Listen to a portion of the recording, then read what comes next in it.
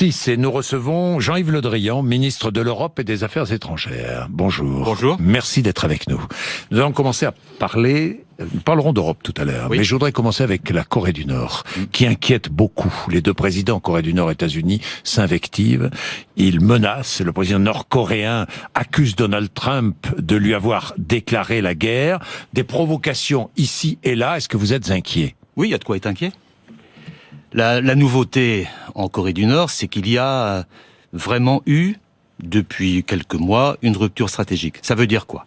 Ça veut dire que désormais, les Coréens du Nord sont en mesure de faire des essais nucléaires, et donc ils possèdent l'arme nucléaire, ils l'ont montré, ils le déploient. Donc la Corée du Nord possède l'arme nucléaire. Et ils ont fait des essais balistiques qui sont très significatifs et qui permettront, quand ils auront réussi à faire qu'il y ait une miniaturisation de l'arme nucléaire sur le missile balistique, qui permettront aux Coréens du Nord de frapper les États-Unis, peut-être même un jour l'Europe. Donc ça déstabilise complètement la zone concernée, la région Pacifique concernée. Ça inquiète les Japonais, ça inquiète les Coréens du Sud évidemment, ça inquiète les Chinois, mais ça inquiète aussi les Américains. Et on voit mal comment les Américains pourraient accepter qu'il y ait demain, après-demain, ce risque d'un missile balistique nucléaire orienté vers l'Alaska ou vers une partie des États-Unis. Donc il y a une déstabilisation de la zone, et c'est la raison pour laquelle il faut être extrêmement ferme à l'égard de la Corée du Nord. C'est la raison pour laquelle des sanctions ont été prises, des sanctions ont été renforcées, il faut les tenir. J'observe d'ailleurs avec intérêt que les Chinois mettent en œuvre les sanctions qu'ils ont votées au Conseil de sécurité. Le Conseil de sécurité était unanime là-dessus pour aboutir à ce qu'il y ait une négociation. Il faut dire que l'on va aller vers une négociation. Il faut aller à une négociation, mais obliger les Coréens du Nord à aller à la négociation pour aboutir à une dénucléarisation de l'ensemble de la péninsule. C'est ça le but. Évidemment. Et pour aboutir à cela, il faut faire pression sur les Coréens du Nord pour les obliger à venir discuter. Est-ce que la méthode Trump est la bonne? La méthode Trump n'est peut-être pas la meilleure, mais en même temps, il ne faut pas confondre les responsabilités.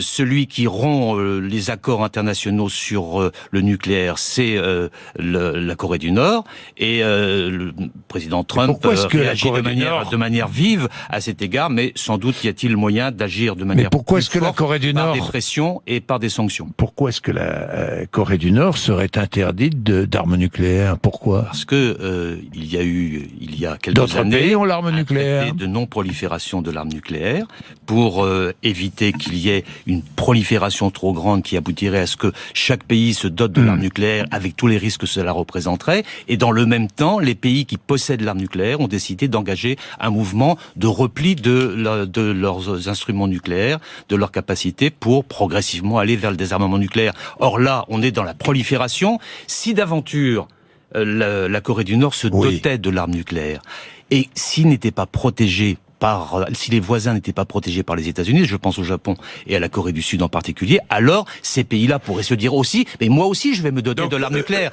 Et ça nous amène aussi à l'Iran, puisque c'est le même sujet de manière indirecte. J'allais y passer. Le risque Corée du Nord possède l'arme nucléaire, vous dites aujourd'hui. L'arme nucléaire, ils n'ont pas encore la possibilité de la projeter, parce qu'ils n'y ont pas fait le lien encore entre le balistique et la capacité nucléaire. Et mais les ça va Américains venir. ont aussi l'arme nucléaire en Corée du Sud. Non, ils n'ont pas l'arme nucléaire. Non, pas en Corée du Sud. Non. Non. Non. Vous êtes certain? Oui. Ils ont le moyen de riposter, éventuellement. Oui, moyen de riposter, mais pas au large de la Corée du Sud, non. Enfin, peut-être quelques sous-marins. Mais la situation est très dangereuse. Oui. Monsieur Bourdin, on est dans une situation au niveau international de gravité, de tension, dans beaucoup de régions, comme nous n'avons jamais connu depuis la fin de la guerre froide. Le monde vit une période dangereuse. Et c'est vrai que vous indiquiez les outrances parfois du président Trump, mais de son collègue aussi de Corée du Nord. Il peut y avoir un incident. Même si là, on est dans l'affrontement verbal, il faut éviter les incidents, mais nous sommes dans une situation très fragile. D'où la nécessité d'agir très fortement pour que la Corée du Nord vienne à la table de négociation. Jeux Olympiques d'hiver en Corée du Nord, en Corée du Sud, à moins de 100 km de la frontière avec le Nord, bientôt, cet hiver. La France pourrait ne pas envoyer d'athlètes? La question ne se pose pas encore. Elle ne se pose pas pour l'instant. Donald Trump à l'ONU a violemment critiqué l'Iran et est prêt à défaire, déchirer l'accord trouvé avec l'Iran sur le nucléaire? Que dites-vous aux Américains? Qu'il y a une contradiction. Si on veut aboutir au fait que la Corée du Nord renonce à l'arme nucléaire, on ne peut pas en même temps critiquer un traité qui aboutit au fait que l'Iran renonce lui-même à l'arme nucléaire. Donc on ne peut pas avoir une attitude aussi contradictoire. Et donc, à mon sens, le fait que les États-Unis envisagent de quitter les accords de Vienne, qui ont permis, après beaucoup de négociations, dans lesquelles la France a joué un rôle extrêmement important, Laurent Fabius en particulier, aboutissant au fait que l'Iran renonce à la capacité nucléaire en échange, la capacité nucléaire militaire, en échange d'un renoncement des sanctions qui leur étaient imposées parce qu'ils s'étaient engagés dans la prolifération. Si les États-Unis renoncent à cet accord, alors ça va renforcer en Iran le camp de ceux qui voudraient que l'Iran se dote de l'arme nucléaire, les plus durs, qui jusqu'à présent s'étaient tus sur le sujet, et ça va aussi entraîner une spirale aboutissant à ce que l'Iran puisse se doter de l'arme nucléaire. Et alors à ce moment-là, si l'Iran se dote de l'arme nucléaire, pourquoi pas les autres qui ont la capacité de le faire, et du coup, pourquoi pas demain un conflit. Donc il y a une situation là aussi d'une grande gravité. J'espère que la tension sur ce point va retomber. Il y a eu la semaine dernière à New York, l'Assemblée générale des Nations unies, un grand débat sur le sujet. Les États-Unis n'ont pas pour l'instant affirmé leur position. Le président Trump a fait des déclarations très fortes, mais pour l'instant les actes n'ont pas été posés, et heureusement. Et je constate que l'ensemble des pays qui assistaient à cette réunion de travail que nous avons eue, je pense à la Russie, la Chine, l'Allemagne, la Grande-Bretagne, sont favorables au maintien du traité qui est respecté. Ça changerait si le traité n'était pas respecté. Mais là, on a tous les rapports de l'agence internationale, l'AIE, qui regarde, qui consulte, qui vérifie, et qui nous dit aujourd'hui l'accord est respecté. Bien, il faut donc être vigilant sur l'accord. Voisin de l'Iran, l'Irak, référendum au Kurdistan irakien dans le nord de l'Irak, région autonome du nord de l'Irak. Le oui à l'indépendance l'emporte. Est-ce que la France est favorable à l'indépendance du Kurdistan irakien? La France a toujours été très proche des Kurdes. Oui. Les Kurdes irakiens, c'est 5 millions de Kurdes sur 30 millions. Parce qu'il y a des Kurdes en Iran, il y a des Kurdes en Syrie, il y a des Kurdes en Turquie. Et on sait que depuis longtemps, les Kurdes, en particulier le président Barzani, souhaitent accéder à l'indépendance. C'est une composante essentielle de la culture kurde. Bon, ce qui nous paraît souhaitable aujourd'hui, c'est que le Kurdistan irakien soit intégré dans la reconstruction de l'Irak, dans la recomposition de l'Irak, dans la réconciliation de l'Irak, en ayant la plus grande autonomie possible dans le Kurdistan. Déjà beaucoup d'autonomie. Ce n'est pas suffisamment respecté. Et il importera alors à M. Al-Abadi, le Premier ministre irakien, de faire en sorte que, dans le cadre de la Constitution, le Kurdistan irakien puisse avoir la plus large autonomie possible. Mais si vous êtes favorable à l'indépendance, est-ce qu'il faut aller jusqu'à l'indépendance? Il ne nous paraît pas opportun aujourd'hui d'accéder à l'indépendance. Il nous paraît opportun, par contre, aujourd'hui, que les Kurdes disposent d'une grande liberté d'action, d'une grande autonomie, d'une grande maîtrise de leur propre avenir. Dans une phase où s'il y avait déclaration d'indépendance aujourd'hui, ça provoquerait de nouveau des crises importantes au Moyen-Orient, au moment où, finalement, en Irak, Daesh est en train d'être battu, grâce en particulier aux Kurdes, qui ont mené des combats exemplaires, que nous avons d'ailleurs formés à cet égard.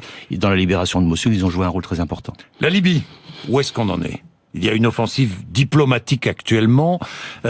Où en est-on? Dans le panorama assez pessimiste que l'on vient de décrire. Qu'on vient de décrire, oui. La Libye, aujourd'hui, fait partie des sources d'espoir pour un règlement pacifique et pour un règlement politique de la situation. On ne peut pas laisser ce pays dans le chaos. Il est dans le chaos depuis 2011. Des clans s'affrontent. Des guérillas se répètent, Daesh s'y est implanté, des groupes terroristes s'y manifestent, et le seul moyen... Les Américains, d'ailleurs... viennent de frapper Est-ce que la France participe à des frappes en Libye? Non. Non. Très bien. Mais nous sommes vigilants, nous sommes attentifs, nous sommes accompagnants. Et nous avons pris des initiatives. Le président de la République avait réuni à Paris les deux leaders majeurs de la Libye, que sont le Premier ministre Sarraj et le maréchal Haftar, pour essayer de trouver ensemble un point de convergence politique pour aboutir à ce qu'il y ait un État en Libye, parce que pour l'instant c'est un chaos. Et je me suis rendu à la demande du président Macron en Libye il y a quelques jours pour rencontrer l'ensemble des acteurs.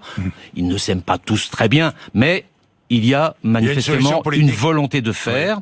Des négociations ont commencé hier, sous l'égide de M. Salamé, qui est le représentant des Nations Unies. Oui. Il a exposé à New York la semaine dernière la feuille de route qu'il comptait mettre en œuvre pour retrouver une Libye intégrée, avec un État qui fonctionne, et donc du coup avec un État qui lutte aussi contre tous les trafics, puisque la Libye est aujourd'hui devenue le théâtre de tous les trafics, que ce soit les trafics d'armes, les trafics de migrants, les trafics de drogue, tout cela passe par la Libye. C'est devenu insupportable, y compris pour notre propre sécurité.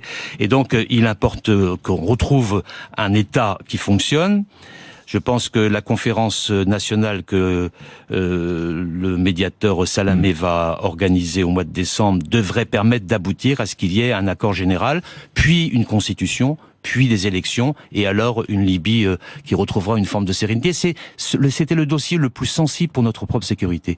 Je me suis beaucoup préoccupé de cette affaire quand j'étais ministre de la Défense. Et aujourd'hui, sa responsabilité en Libye. Je pense que le manque qu'il y a eu à ce moment-là, c'est que nous n'avions pas les uns et les autres, moi je n'étais pas en responsabilité à cette époque, prévu le service après-vente, si j'ose dire. C'est-à-dire la solution politique qui vient après. Même si les attaques qui étaient faites contre les populations de Benghazi étaient insupportables, il fallait aussi envisager qu'est-ce qui allait se passer après. Et là, il y a eu le chaos et qui aurait pu nous coûter cher. Avant de parler d'Europe, on se rapproche, la Catalogne. Avec ce référendum, y aura-t-il un référendum sur l'indépendance le 1er octobre ? Ça, je suis comme vous, je regarde. Vous regardez, vous savez mieux que moi. Nous avons notre partenaire, c'est le gouvernement espagnol. Il prend ses responsabilités. Parce que le président catalan maintient sa volonté d'organiser ce référendum. Mais je ne suis pas sûr que ce soit obligatoirement la bonne solution aujourd'hui. Ce n'est pas la bonne solution. Au moment où on construit l'Europe et au moment où l'Europe veut se relancer. Je laisse aux Espagnols le soin de gérer cette crise. Oui, mais vous êtes plutôt du côté du gouvernement de Madrid. C'est notre partenaire. C'est votre partenaire. Je me rendrai en Espagne dans quelques jours. J'ai compris, clairement. L'Europe, justement, les initiatives d'Emmanuel Macron annoncées hier à la Sorbonne. D'abord, un nouveau traité sera signé avec l'Allemagne au mois de janvier prochain. C'est une proposition. C'est une proposition, oui. Aux Allemands. C'est une proposition. Le discours d'hier a été exceptionnel.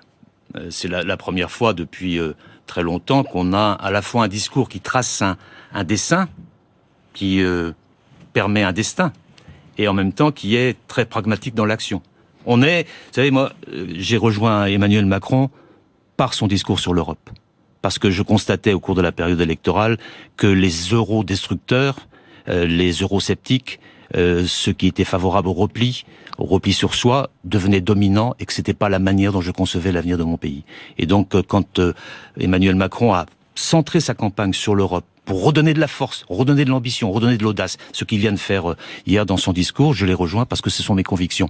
Alors maintenant, il faut les mettre en œuvre et faire en sorte que cette aspiration à une nouvelle Europe, cette refondation de l'Europe qu'il a engagée, puisse se concrétiser. Mais dans le discours d'hier, il y a à la fois les grands thèmes autour de la sécurité, des migrations, de la force économique, des nouvelles technologies, et sur chaque thème, il y a des propositions concrètes. Il y a des propositions claires. Il va falloir maintenant discuter. La France n'est pas seule. C'est à la fois fort dans l'ambition et à la fois concret dans l'action. Je vais reprendre quelques propositions. Et ça suppose, parce que vous m'avez parlé de l'Allemagne, ça suppose aussi, bien évidemment, qu'il y ait un couple franco-allemand qui soit à la manœuvre, et l'hypothèse d'un nouveau traité franco-allemand lors du 55e anniversaire du traité de l'Élysée, c'est-à-dire au mois de janvier prochain, c'est une suggestion, une proposition que les Allemands pourront reprendre ou pas. Et une autre proposition que j'ai retenue. Avant 2024, avant 7 ans, les deux pays appliqueront les mêmes règles à leurs entreprises. C'est une proposition. C'est une proposition. Oui, mais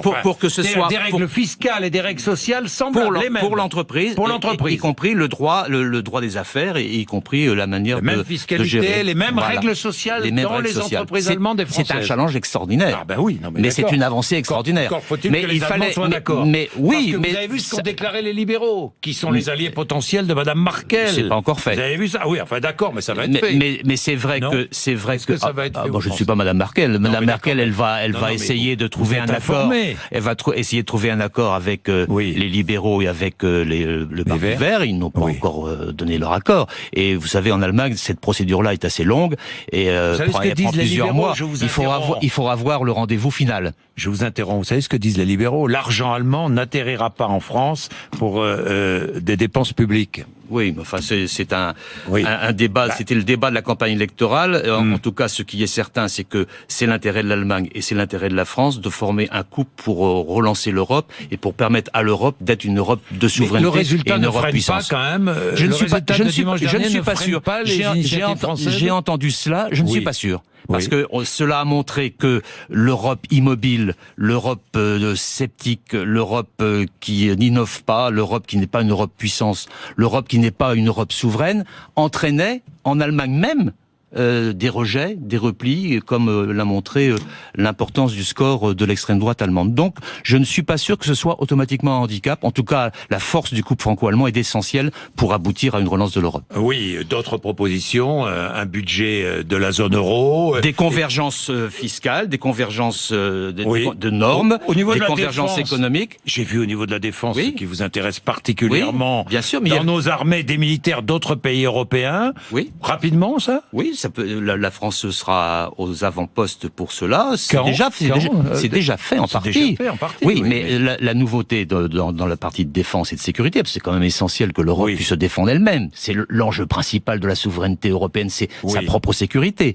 Et le fait qu'il y ait cette ouverture sur l'Europe de la défense à construire est un point important. Il y avait déjà eu, il y a quelques semaines, la création du Fonds européen de défense pour permettre de financer les innovations en matière d'armement. Il y a maintenant, l'idée forte, c'est une force d'intervention. C'est une force d'intervention. On n'a pas beaucoup retenu ça dans les commentaires. Une force d'intervention qui fait que force commune d'intervention dès 2020. Dès 2020.